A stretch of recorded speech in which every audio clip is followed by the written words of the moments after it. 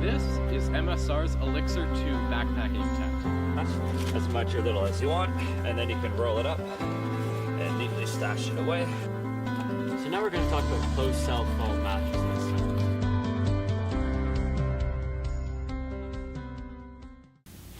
Hey YouTube, today we're going to be talking about the differences of sleeping bags and what's the best one for you. The first main thing to consider when looking at sleeping bags is the material. There's two main types, down and synthetic. Synthetic is almost always cheaper, and down is generally lighter. Down also, as you can see, is much smaller as well. So synthetic can help keep you warm even when it gets wet. That is its big thing. However, it's not going to keep you super warm when it's wet, but it does a lot more than the down. When a down sleeping bag gets wet, it's kind of useless at this point. The down sleeping bags, as I said, they do get smaller and lighter. As you can see, this is a 0 rated sleeping bag, and this is a -9°C rated sleeping bag. And you can see the down is still much smaller, even though it is a warmer sleeping bag, and the long version as well. Some sleeping bags on the down and the synthetic kind now have a waterproofing repellent to try to make up for this. It isn't that great, and it does help a little bit for if you spill your water bottle in your tent, but if it were to get soaked, it's still going to get soaked. The one other thing with down sleeping bags is the fill power. The higher the fill power, the warmer it's going to be, and the smaller it can be at that warmth. So now we're going to talk about the size and the shape of the sleeping bag and what's best for you. So if you have a sleeping bag that is too roomy, it is harder for your body to heat up your sleeping bag, and it will make it a bit colder. Many bags are mummy styled.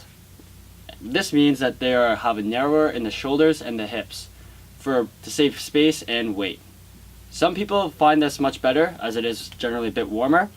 Some people find it too tight and too uncomfortable. It is up to you. There are also multiple different sizes in length, from long to wide to long wide. So here we have a long sleeping bag in a Marmot Sawtooth, and here we have the trestles in a regular. We talked earlier about the differences and why they are such different sizes. That's not what we're focusing on now. Many sleeping bags come with hoods or have an option to have a hood as well. This allows you to keep more heat in as well, as you lose a lot of heat through your head, so this helps with that. Some of these hoods also come with a little pouch that you can stuff clothes in to make a pillow. You can also use coupling if you want. This means you zip two sleeping bags together. Although if you do this, you do lose some heat when coupling. The other one thing to consider is the zipper side. Many sleeping bags have zipper options on the left side and the right side. Generally, if you're a right-handed person, it's easier to reach over to the left side and have that zipper right there, and left-handed people generally find it nicer on the right side. Again, this isn't really a make or break type of feature, although it is a nice option. As well, if you are coupling while camping with somebody, having one sleeping bag with the right zipper and one with the left does make it a lot easier to couple. Yeah. Good.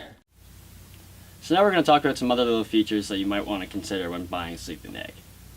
As I mentioned earlier, some sleeping bags now come with a durable water repellency coating. This is good for spilling a little bit of water in your tent, or if it gets caught in the light rain as you're packing it up. But if it does get soaked, it's still going to stay soaked and will have the same effects depending on the material.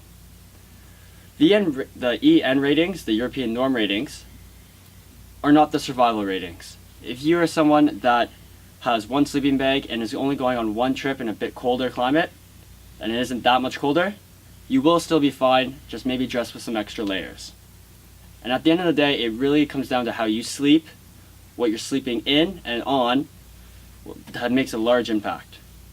We hope you enjoyed this video. We hope you found this video helpful for navigating between the large sea of sleeping bags, and we know it can be confusing, so we hope this video helped outline a few of the key differences to look for when buying a sleeping bag.